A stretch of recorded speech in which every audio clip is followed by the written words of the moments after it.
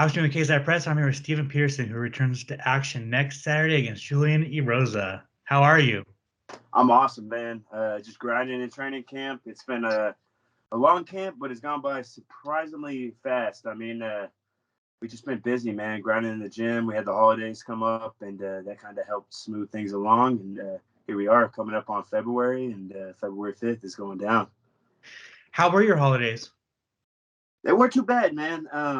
Christmas isn't necessarily a time of year that I look forward to. I had some tough years on Christmas, just with some personal stuff, my family, splitting apart on Christmas, stuff like that. So, Christmas is one of those times where I kind of go internal. I do a lot of meditation or I fuck off with my friends. So this year, I got a fight coming up. So it was just a time for me to focus on myself and, look deep within and really focus on what I need to do this year. Awesome, man. Awesome. Well, I wanted to ask, since you're shirtless right now, some of your tattoos, bro. What made you get that Superman tattoo? So I got this when I was 18. While I was growing up, I grew up in Los Angeles, California, and back where I was from, we had this mentality. It was like, you talk shit, you get hit. You don't run your mouth without something happening. If you're gonna run your mouth, you better be ready to back it up. So I got that mentality as a young child, maybe second grade. Kids would be picking on me, so I get in a fight. I swing back, and that was always my answer when I fight back, win or lose, no matter what. As long as you didn't quit and turtle up and give up, you weren't a bitch. You fight back, you defend yourself, and you get respect. So there'd be times where I may not have won the fight, but they got done beating me up, and I'd always get back up, swing in, and they'd be backing off, and I'd walk around like, I'm not gonna break. I'm unbreakable. And they would be like, look at you. You're walking around like you got an S on your chest. Who do you think you are? And I'd be like, okay. So I took that to heart, and that was kind of my mentality is, walk around like you got an S on your chest. So I told myself when I was a child, I was like, when I turn 18, I'm gonna get an S on my chest, and I'm gonna back it up. Before I got it, and when I got it, I'm gonna back it up too.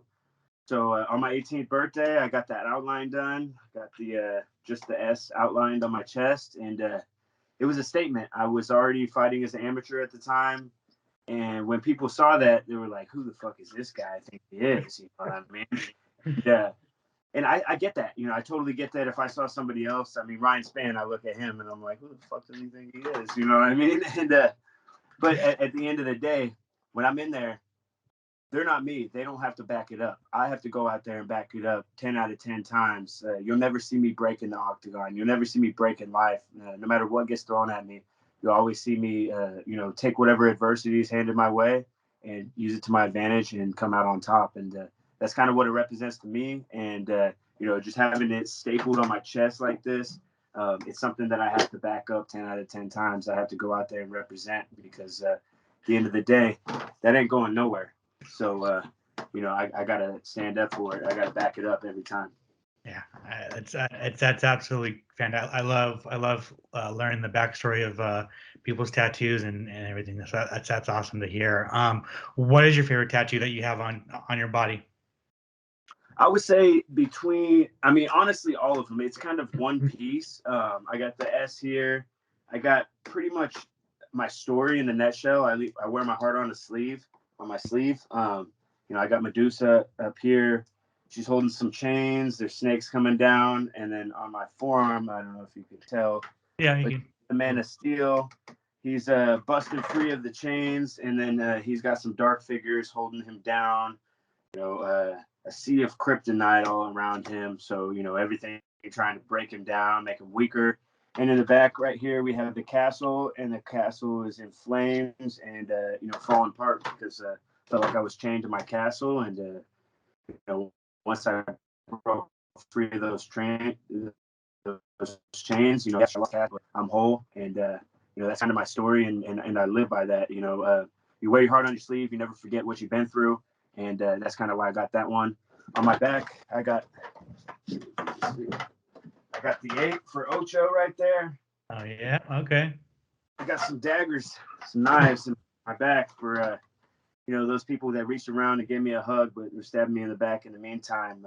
Can't ever forget that, and can't leave myself, vulnerable to letting that happen again. So all these tattoos, they tell a story. If not to anybody else, it's more important to me than anybody else, because I lived it. And these tattoos remind me every day when I look at them. It's just a little glimpse, and it's something that I could be like, I remember that, and that's why I'm never going to be there again. I'm never going to be that weak again, because this is my armor, and I'm far from done.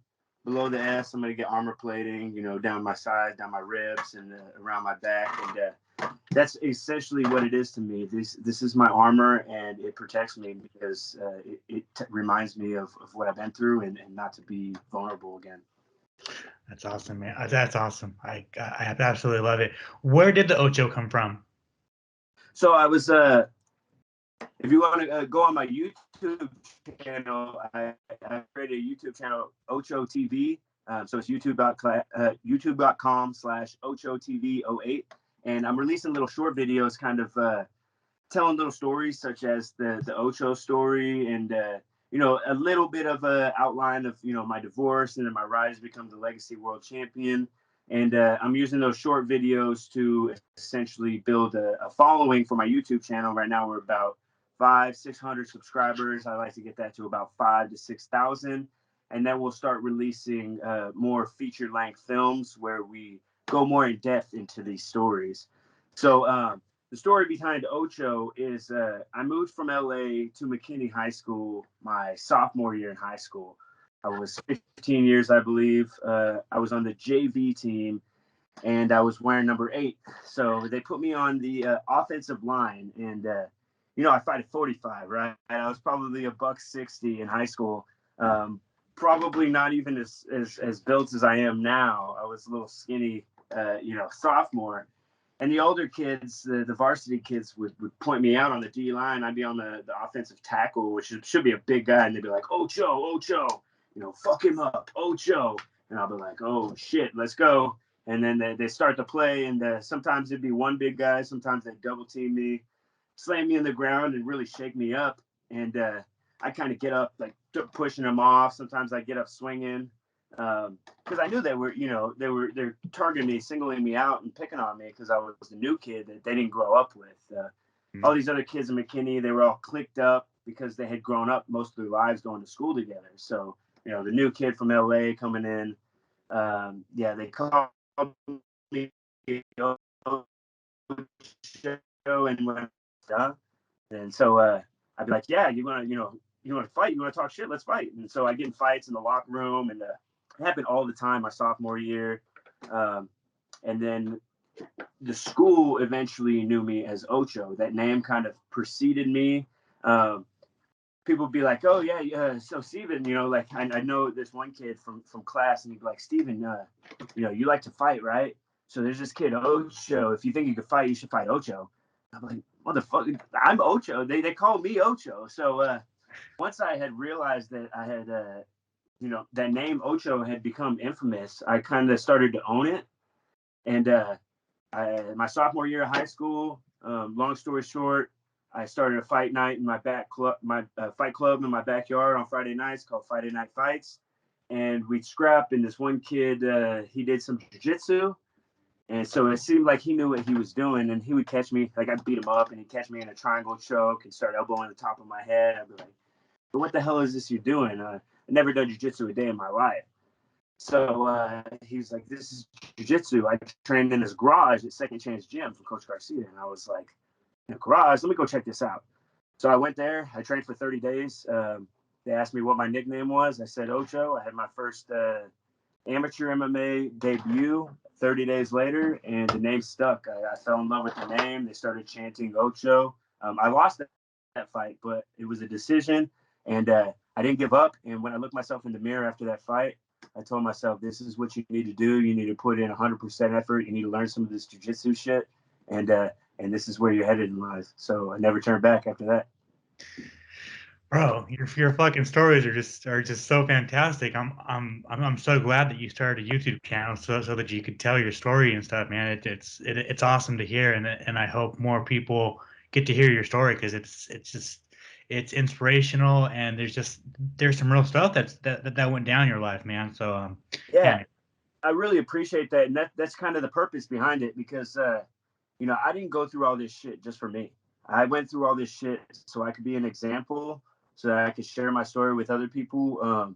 I've met people in their 40s, 50s that at a bar, 1 in the morning, and they're obviously depressed, and I'll meet them, and they're talking to me about how they're going through a divorce or whatnot, and then I'll kind of relate with them, and they'll be like, how old are you? You're like 30 years old. You shouldn't have gone through that. I was like, yeah, I went through it when I was 22, 23 years old.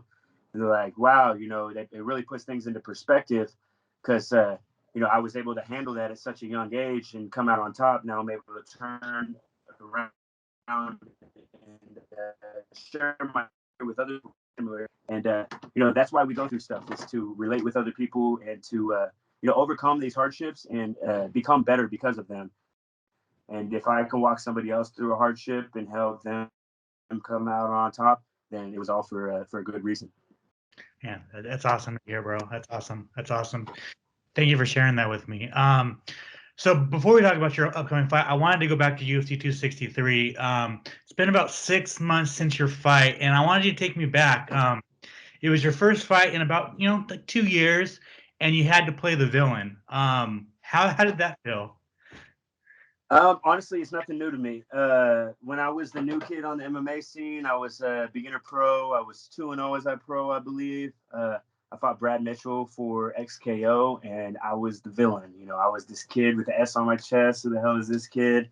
Um, then I lost the split decision to Brad. I beat Quaint after that, and then I fought Doug Frey for the XKO title. I won that controversially, and when I defended that, I was the villain again. Everybody was booing me. So by the time I won that fight, they were all cheering me when I defended my XKO title. So that was like something that I've been through before. Same thing with Legacy. I had worked my way into the Legacy rankings. I fought Matt Hobar, and I broke his arm, and the crowd was booing because I had broke his arm, and I guess I was celebrating. And so I look at the crowd and I go like this, like boo hoo, cry about it. And then I see the camera in my face, and I'm like, look at the camera. And of course, the commentator's like, oh, he's mocking his opponent while he's down. And, obviously that wasn't the case, but that's kind of how they played it. So after that fight, when we had the rematch, I was the big time bad guy. They did a whole commercial leading up to that where they did an interview with me, and I said the whole story just like I told you, but they chopped it up, chopped out little sound bits, and it was like, yeah, I broke his arm, yeah, blah blah blah, we're fighting. So, and there's like just little bits to make it seem like I didn't give a fuck, or I was mocking him to kind of make it seem like I was, that crybaby face was directed towards him. So anyway, we had that rematch. I lost a split decision, and then after that, kind of won over the crowd on my rise. I ended up training with Coach Safe, and he was Matt Hobar's instructor at the time. So he helped build me back up, and I went on a 5-fight win streak to become the Legacy World Champion. And by the time I was main eventing these cards, about 2 fights in, everybody was cheering me. I was selling $20,000 in tickets for the LFA fight. So I had turned all my haters into fans, and it's just something that I've done in my career time and time again. I feel like it's all laid out. The blueprint is laid out. I've done it before, and I just need to do that again. If I can, I mean, there's no crowd this time, but I'm going to imagine everybody hates me. I'm going to imagine all these guys are mad that I beat Chase, and call it what you want, fake glove touch or whatever you want to say. They could say I fought that fight dirty. By no means was any of that fight dirty whatsoever. I went out there and kicked his ass. Now they can hate me for that. I'm going to go out there just as if the fans all hate me. And when I go out there and knock out Julian Erosa, they're going to be cheering me from their couches, no doubt. How did you feel about your performance over Chase?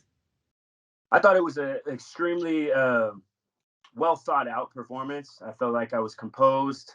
I was calm throughout that fight. and I did exactly what I needed to do. I took the fight where he is best and beat him there. I felt like that was a big statement to make, and that's kind of why I did it. I felt like I was expected to beat him on the feet, so that's why I wanted to bring the fight to the ground and show him that, this guy's supposed to be some ace on the ground.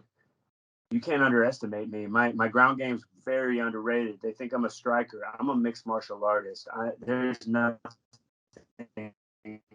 that I'm a terrible. Great striker. I'm a great jiu-jitsu guy. I'm a great boxer.